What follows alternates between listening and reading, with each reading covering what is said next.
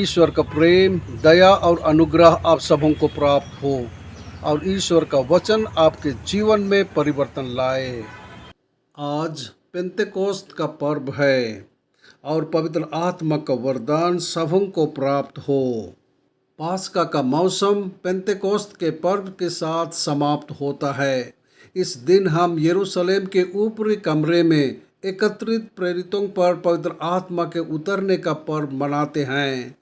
यह घटना कलीसिया की शुरुआत का प्रतीक है। जैसा कि यीशु ने पवित्र आत्मा भेजने का वादा किया था, जो प्रेरितों को सब कुछ सिखाएगा, वह काम पेंतेकोस्त के दिन से ही शुरू हो गया था। पवित्र आत्मा ने न केवल उन्हें सिखाया, बल्कि उन्हें दूसरों को सिखाने के लिए ज्ञान और बुद्धि भी दी। परमेश्वर हमेशा हमसे बात करते रहते हैं और बाइबल के माध्यम से स्वयं को प्रकट करते रहते हैं। आइए हम परमेश्वर के वचनों को पढ़ें, उनके वचनों को सुने और इन वचनों को अपने दैनिक जीवन में जीने का प्रयास करें। पाठों का सारांश। पहला पाठ, पवित्र आत्मा यरूशलेम में एकत्रित प्रेरितों पर उतरता है। दूसरा पाठ, मसीह यीशु में हम एक हैं। सुसमाचार पाठ, यीशु अपने शिष्यों के सामने प्रकट होते हैं और उन्हें पवित्र आत्मा का उपहार देते हैं। आज का पहला पाठ प्रेरितों के कार्यों से लिया गया है। पाठ हमें पवित्र आत्मा के बारे में बताता है, जो प्रेरितों पर उतरा, उन्हें अपनी उपस्थिति से भर दिया और जीव के रूप में प्रकट हुआ। उन्हें वह भाषा बोलने की शक्ति दी गई जो वे नहीं जानते थे, और लोगों ने अपनी भाषा में सुना और समझा।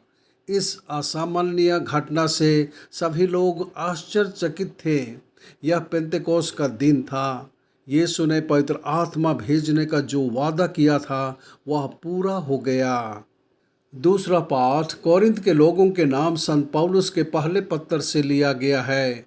उन्होंने विश्वासियों को समझाया कि विभिन्न प्रकार के उपहार हैं, लेकिन आत्मा एक ही है, और सेवा के अनेक प्रकार हैं, परंतु प्रभु एक ही है। और काम करने के कई प्रकार हैं, लेकिन वह एक ही ईश्वर है जो उन सभी को प्रेरित करता है।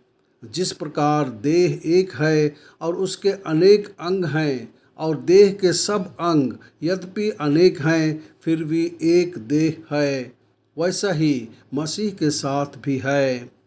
हम सभी को एक शरीर में बपतिस्मा दिया गया, यहूदी या यूनानी, गुलाम या स्वतंत्र, और सभी को एक आत्मा का पेय पिलाया गया। इस प्रकार यीशु ख्रिस्त में सभी ख्रिस्तीय एक हैं। आज का सुसमाचार संत योहन से लिया गया है और हमें क्षमा और पवित्र आत्मा के कार्यों के बीच अभिन्न संबंध की याद दिलाता है। यीशु अपने शिष्यों को शांति का उपहार देकर स्वागत करते हैं। फिर यीशु ने अपने शिष्यों को उस कार्य को जारी रखने का आदेश दिया जो उन्होंने शुरू किया था।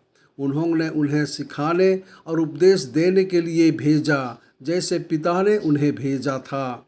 उन्होंने शिष्यों पर पवित्र आत्मा फूंकी और उन्हें पापों की क्षमा के माध्यम से मेल मिलाप के अपने कार्य को जारी रखने के लिए भेजा। यह सुसमाचार हमें याद दिलाता है कि कलीसिया का अर्थ दुनिया में एक मेल मिलाप वाली उपस्थिति या संस्था होना है और हमेशा शांति और सद्भाव से रहना है। प्रार्थना। हे प्रभु यीशु ख्रिस्त, अपनी आत्मा की ताज़ी सांस हम में फूंक दो। हम आपकी उपस्थिति से इतने भर जाएं कि हम आज और हर दिन अधिक अनुग्रह, गहरे प्रेम और नए आनंद के साथ जिएं। आओ पवित्र आत्मा, आओ और हमारे दिलों को अपने प्रेम, करुणा और शक्ति से प्रज्वलित कर दो। आमीन।